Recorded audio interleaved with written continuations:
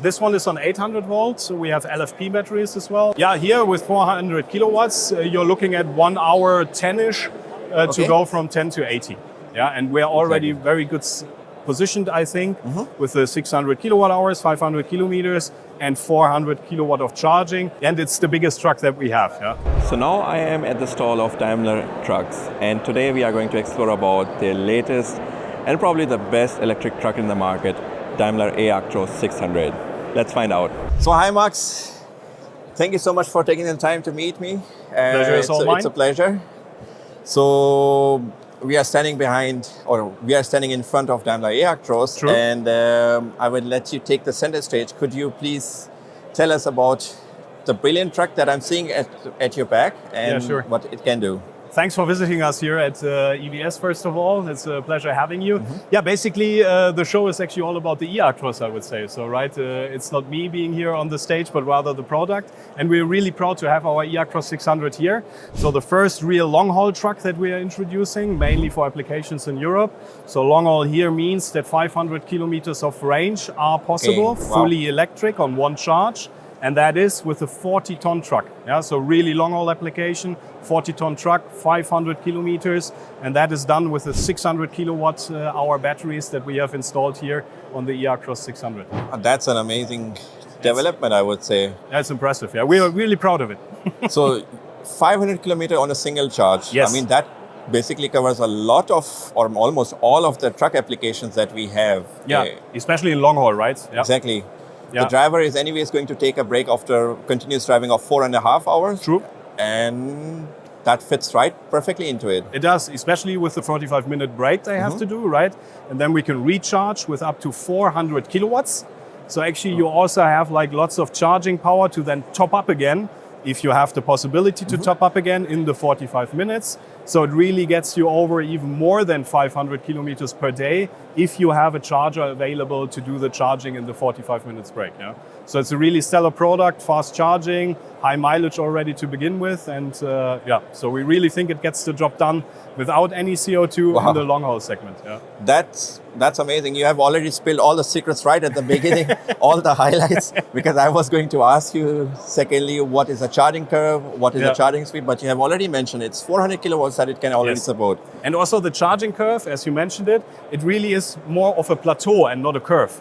Because in our industry, it is not really something where we say, fast charging, and then you only have it for 1 minute. So this kind of like a peak. So the curve that you usually see on passenger cars, but really you have a plateau. So it goes up to 400, stays as 400 kilowatts for quite a long time, and only then goes down to for safety reasons and everything at the end of the charging cycle. So we really have this nice plateau so that our customers really can calculate as well how much electricity are we really going to get into the truck again in the 45 minutes, right? That's amazing. Yeah, as you mentioned, from the car side of the things, if the company says it's going to be charging at 250 kilowatts, maybe it's only for 2 minutes, and then suddenly afterwards you're charging at 200 or something, or maybe 190 kilowatts. So that's pretty amazing. You mentioned it's going to look like a Plateau. So do you have the range till which percentage it could charge with maximum power? Yeah, it depends on temperature and everything, right? So in the end, there isn't really a specific number depending on the factors that you have, but it should be more towards 80% rather than 50%. Yeah, so it's really towards the end of the charging cycle, so to speak. If you would do the 0 to 100, it would really be more towards the 80% where you would still see the plateau, depending on the factors like temperature and everything, right? But and indeed, temperature plays a huge role. Right. What are the outside conditions? If it's too warm, it's too cold. What is the battery temperature at the moment? Also on the charger side then, right? So if it's also too warm outside, the charger might maybe also have problems delivering the 400 kilowatts. So it all depends. It could be that the charger is fitted with an air-cooled cable and it's already derated because True. It will only work if the charger cable is liquid cooled and it can deliver continuous 500 amps. Over that time, yeah. Wow, that's a brilliant innovation, I would say. And what I wanted to ask also was, so this is probably the biggest electric truck you have in your portfolio. Is it based on 800 volt architecture? Yeah, this one is on 800 volts. So we have LFP batteries as well. We have a fully integrated electric axle. So there's cables going into the axle where we have the engines on the axle. So no more prep shaft and anything like that. So really electrified, so to speak, also the axle. And it's the biggest truck that we have. Yeah. And in the portfolio of your Daimler eTrucks, what other applications, what other ranges do you have? Yeah. And what applications are you catering to? Yeah, on the Mercedes-Benz side, we do have the eActros 300 and 400 as well. So the numbers always represent the kilowatt hours of battery capacity.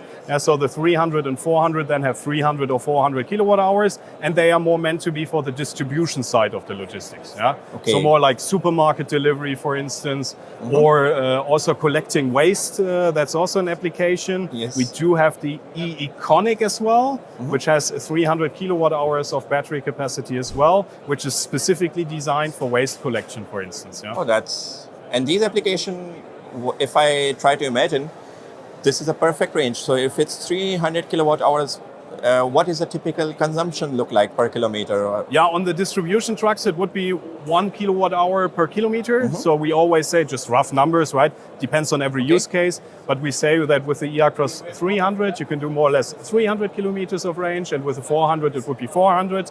So the Econic then is also on the 300 kilometers. But in waste collection, for instance, it's you do not need. Yeah, right. You need just working hours, so to speak. And they have much higher consumption as well. But you will get your work day done with the eActros or the eEconic 300 that works in waste collection as well. Yeah, that's so amazing because you're not going to drive 300 kilometers, probably 100 kilometers with stop and go. Lots of stop and go. And then you do not need really fast charging. You can just stand the truck for overnight and the next day the shift begins. And definitely. Yeah, so it means you are covering basically all applications when it comes to trucks.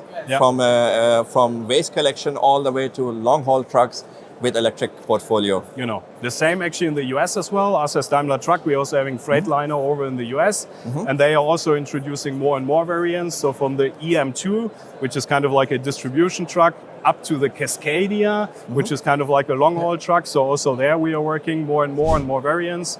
And the same is true for our colleagues in Japan, Mitsubishi. Fuso, they are also introducing more and more trucks. We have the e-Canter here on the stand as well. You might have a look at it later. And this is also like a smaller variant. So really for kind of like not last mile van style distribution, but last mile truck style distribution, I would say. Yeah. How do you see the future of electric trucks in the future? So is there going to be a requirement for faster charging, or is it going to be, how do you see the development of charging requirements? Yeah, it's a very interesting question. We also get that question a lot from customers, right? Because they want to get the feeling as well. I think it's always very important to first understand the use case that the customer has. And then in the end, not only the truck, but also the charging needs to fit to the use case. There is no need in trucking to have just higher number means better number. That's not how trucking works, right? Some applications that might be true, but usually you always need to find like a sweet spot, which is kind of like something that just makes sense financially or economically in general, or like business-wise, it all needs to make sense. So it's not that we say we definitely need to have higher charging numbers or bigger batteries or whatever. We need to have a convincing product fit all together, including charging that fits to the use case of the customer. Yeah, and we're already very good positioned, I think, with the 600 kilowatt hours, 500 kilometers, and 400 kilowatt of charging. That's already very good to get going, so to speak. Yeah. It's 100%. Yeah. So, and I have covered basically more and more on the passenger side of the cars. Yeah. One of the numbers that always is the most favorite is 10 to 80% charging time or 20 to 80% charging time. Yeah. What do you have numbers over here? Yeah, here with 400 kilowatts, you're looking at 1 hour 10-ish to go from 10 to 80. And 20 to 80% could be then? Yeah, a bit less then. Yeah, a bit less. Yeah.